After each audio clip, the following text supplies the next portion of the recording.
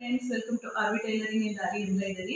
ಇವತ್ತಿನ ವಿಡಿಯೋದಲ್ಲಿ ನಿಮಗೆ ಒಂದು ಮೋಟಿವೇಶನಲ್ ವಿಡಿಯೋ ಅಂತಾನೆ ಹೇಳ್ಬೋದು. ಯಾಕೆಂತಂದ್ರೆ ನನ್ನ ಅನುಭವದಲ್ಲಿ ನಾನು ಯಾವ ರೀತಿ ದುಡ್ಡನ್ನ ಸೇವ್ ಮಾಡ್ಕೊಂಡು ಬಂದಿದ್ದೀನಿ ಅವತ್ತಿಂದ ಇವತ್ತಿನವರೆಗೂ. ಯಾಕೆಂದ್ರೆ ಬಿಗಿನರ್ಸ್ ಟೈಲರ್ಸ್ಗಳು ಇರ್ತೀರ ನೀವು, ಅವ್ರಿಗೆ ಹೇಗೆ ದುಡ್ಡನ್ನು ಉಳಿಸ್ಬೇಕು ಮತ್ತೆ ಹೇಗೆ ಸಮಯದಲ್ಲೇ ಟೈಲರಿಂಗ್ ಕೆಲಸದಲ್ಲೇ ನಾನು ಇಷ್ಟೆಲ್ಲ ಹಣನ ಸಂಪಾದನೆ ಮಾಡಿದೆ ಅಂತಂದ್ರೆ ಇದಕ್ಕೂ ನಿಮಗೂ ಇಂಪ್ರೆಸ್ ಆಗ್ಬೋದು.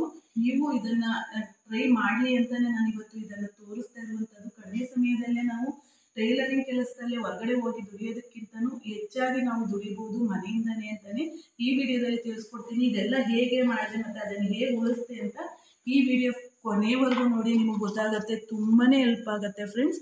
ಆದಷ್ಟು ಈ ವಿಡಿಯೋನ ಕೊನೆವರೆಗೂ ನೋಡಿ ನಿಮ್ಮ ಫ್ರೆಂಡ್ಸ್ ಆ್ಯಂಡ್ ಫ್ಯಾಮಿಲಿಗೆ ಶೇರ್ ಮಾಡಿ.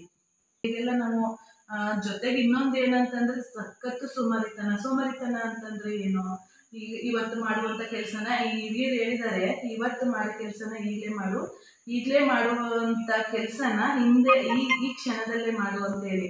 ಈ ಸೋಮಾರಿತನ ಏನು ಮಾಡುತ್ತೆ, ಮನಸ್ಸಲ್ಲಿ ಆಸಕ್ತಿ ಇರುತ್ತೆ, ನಾವು ಮಾಡಬೇಕು, ನಾವು ಕೆಲಸ ಮಾಡಬೇಕು, ದುಡಿಬೇಕು ಅನ್ನುವಂಥದ್ದಿದ್ರೂ ಸಂಜೆ ಮಾಡ್ಕೊಂಡ್ರೆ ಆಯಿತು ಅಂತ ಒಂದ್ಸತಿ ಅನಿಸುತ್ತೆ. ಯಾಕೆಂದ್ರೆ ಇದೆಲ್ಲ ನನಗೆ ಆಗಿರುವಂಥ ಅನುಭವ.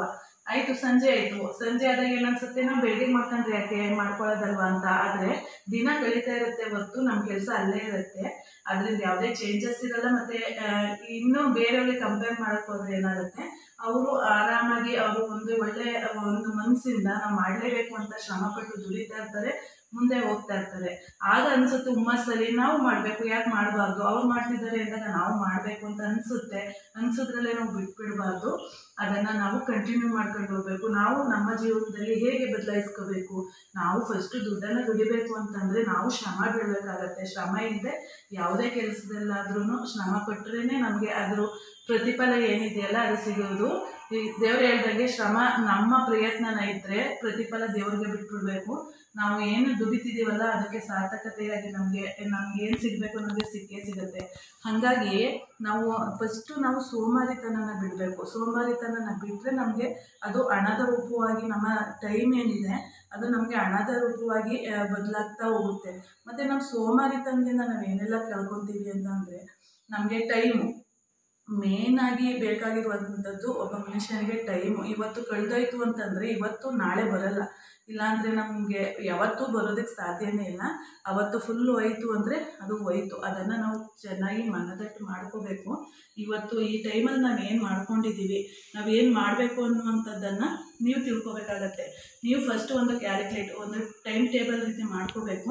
ಮಾಡ್ಕೊಂಡು ಆ ಟೈಮ್ ಟೇಬಲ್ ಬರೀ ಪೇಪರ್ಗೆ ಸೀಮಿತ ಆಗಿರಬಾರ್ದು. ಅದು ನಮ್ಮ ಜೀವನದಲ್ಲಿ ಏನು ಟೈಮ್ ಇದೆಯಲ್ಲ ಆ ಟೈಮನ್ನು ನಾವು ಏನೋ ಒಂದು ಗೋಲ್ಡ್ ಅಂತ ಹೇಳ್ತೀವಿ ನೋಡಿ, ನಾವು ಒಂದು ಗೋಲ್ಡನ್ನು ಯಾವ ರೀತಿ ಜೋಪಾನ ಮಾಡ್ತೀವೋ ಅದೇ ರೀತಿ ನಾವು ಟೈಮನ್ನು ಜೋಪಾನವಾಗಿ ನಾವು ಬಳಸ್ಕೊಂಡು ಹೋದರೆ ನಮ್ಮ ಜೀವನದಲ್ಲಿ ಎಲ್ಲ ಸಿಗ್ತಾ ಹೋಗ್ತದೆ. ಹಂಗೆ ಮತ್ತು ನಾವೇನು ಚೆನ್ನಾಗಿ ದುಡಿತೀವಿ ನೋಡಿ, ದುಡಿಯೋದು ಒಂದು ಕಲೆ ಆದರೆ ಅದನ್ನು ನಾವು ಯಾವ ರೀತಿ ಸೇವ್ ಮಾಡ್ತೀವಿ ಅನ್ನೋದು ಇನ್ನೊಂದು ಕಲೆ ಆಗುತ್ತೆ. ಏನು ಹೇಳಿದ್ನಲ್ಲ, ಟೈಮ್ಗೆ ಅಷ್ಟು ಪ್ರೀಸಿಯಸ್ ಅಂತ ಹೇಳ್ಬೋದು. ಟೈಮ್ಗೆ ಅಷ್ಟು ಬೆಲೆನ ನಾವು ಕೊಟ್ಟರೆ ನಮ್ಮ ಜೀವನದಲ್ಲಿ ಅದು ಎಲ್ಲ ಸಿಗ್ತಾ ಹೋಗುತ್ತೆ. ನಾವು ಕಸ್ಟಮರ್ನ ಇನ್ಕ್ರೀಸ್ ಮಾಡ್ಕೋಬೇಕು ಅಂತಂದಾಗ ನಾವು ಟೈಮ್ಗೆ ಎಷ್ಟು ಬೆಲೆ ಕೊಡ್ತೀವೋ ನಮ್ಮ ಕಸ್ಟಮರ್ಗೂ ಅಷ್ಟೇ ಏನು ಪ್ರೀತಿಯಿಂದ ಮಾತಾಡಿಸುವಂಥದ್ದು ಇರ್ಬೋದು.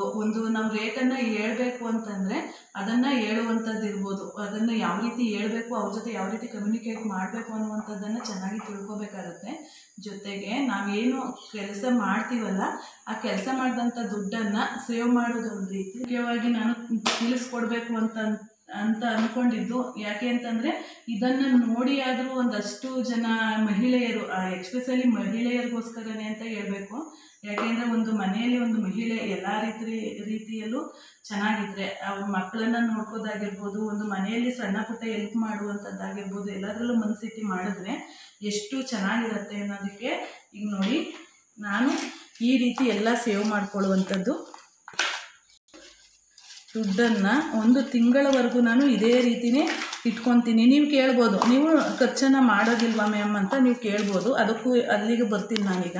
ಈಗ ನಾವು 1 ತಿಂಗಳಲ್ಲಿ ಬಡ್ಜೆಟ್ ರೀತಿ ಮಾಡ್ಕೋಬೇಕಂತಂದರೆ ನಾನು ಹೇಳಿದೆ ಸೇವ್ ಮಾಡುವಂಥದ್ದು ಯಾವ ರೀತಿ ಇರಬೇಕು ಅಂತಂದರೆ, ಈಗ ನಾವು ಒಬ್ಬರಿಗೆ ಕಸ್ಟಮರ್ಗೆ ಬ್ಲೌಸ್ ಸ್ಟಿಚ್ ಮಾಡಿ ಅವ್ರಿಗೆ ಕೊಟ್ಟಾಗ ಅವರು ಏನು ನಮಗೆ ಚಾರ್ಜನ್ನು ಕೊಡ್ತಾರೆ ನೋಡಿ, ಅದನ್ನು ನಾವು ಯಾವ ರೀತಿ ಅದನ್ನು ಡಿಸ್ಟ್ರಿಬ್ಯೂಟ್ ಮಾಡಬೇಕಂತಂದರೆ ನಾವು ಎಷ್ಟು ಖರ್ಚಾಗಿದೆ ಅನ್ನೋದನ್ನು ತೆಗೆದಿಡಬೇಕಾಗತ್ತೆ. ಮತ್ತು ಈ ಬ್ಲೌಸಲ್ಲ ಈಗ ಒಬ್ಬ ಕಸ್ಟಮರ್ ಹತ್ರ ನಾವು ಚಾರ್ಜನ್ನು ತಗೊಂಡ್ವಿ ಅಂದಾಗ ಅದಷ್ಟಕ್ಕೆ ನಾವು ಒಂದಷ್ಟು ನಮ್ಮ ಸಣ್ಣ ಪುಟ್ಟ ಖರ್ಚುಗಳಿಗೆ ಬೇಕಾದಂಥದ್ದನ್ನು ತೆಗೆದಿಡಬೇಕು ಒಂದು ಭಾಗನ. ಮತ್ತು ಈಗ ಸಡನ್ನಾಗಿ ನಮಗೆ ನೆಕ್ಸ್ಟು ಬಟ್ಟೆ ಹೊಲಿಯೋದಕ್ಕೆ ಖರ್ಚಿಗೆ ಬೇಕಾಗುತ್ತೆ, ಅದಕ್ಕೊಂದಷ್ಟು ಎತ್ತಿಡಬೇಕು.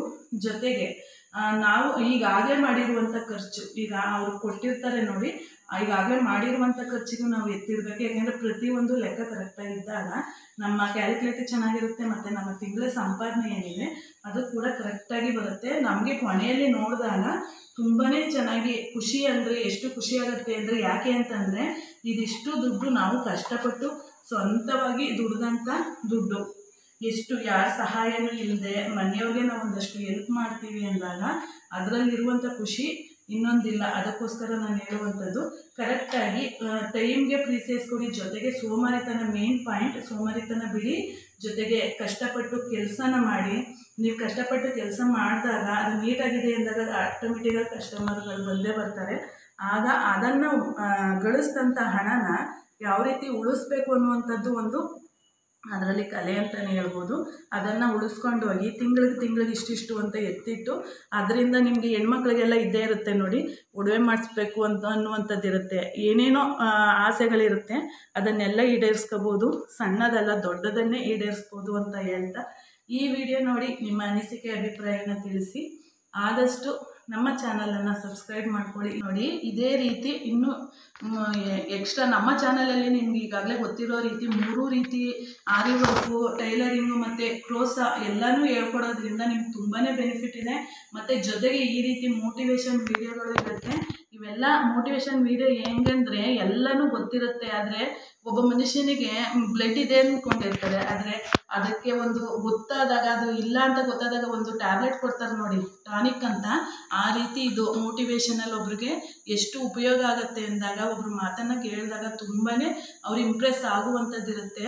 ಇವೆಲ್ಲ ನನ್ನ ಜೀವನದ ಅನುಭವಗಳು, ಅದಕ್ಕೋಸ್ಕರ ನಿಮ್ಮ ಜೊತೆಯಲ್ಲಿ ಇದನ್ನು ಹಂಚ್ಕೊಂಡಿದ್ದೀನಿ. ಇದನ್ನು ನೋಡಿ ನಿಮ್ಮ ಅನಿಸಿಕೆ ಅಭಿಪ್ರಾಯನ ಖಂಡಿತವಾಗ್ಲೂ ಕಮೆಂಟ್ ಬಾಕ್ಸಲ್ಲಿ ತಿಳಿಸಿ. ಮತ್ತು ನಿಮ್ಮ ಫ್ರೆಂಡ್ಸ್ ಆ್ಯಂಡ್ ಫ್ಯಾಮಿಲಿಗೆ ಶೇರ್ ಮಾಡಿ ಅಂತ ಹೇಳ್ತಾ ಇಲ್ಲಿಗೆ ಈ ವಿಡಿಯೋನ ಮುಗಿಸೋಣ. ಮುಂದಿನ ಇನ್ನೊಂದು ವಿಡಿಯೋದೊಂದಿಗೆ ಭೇಟಿಯಾಗೋಣ ಫ್ರೆಂಡ್ಸ್. ಧನ್ಯವಾದಗಳು. ಹೆಚ್ಚು ವಿಡಿಯೋಗಳಿಗೋಸ್ಕರ ಕಮೆಂಟಲ್ಲಿ ತಿಳಿಸಿ. ಜೊತೆಗೆ ನಮ್ಮ ಚಾನಲನ್ನು ಸಬ್ಸ್ಕ್ರೈಬ್ ಮಾಡ್ಕೊಳ್ಳಿ. ಧನ್ಯವಾದಗಳು ಫ್ರೆಂಡ್ಸ್.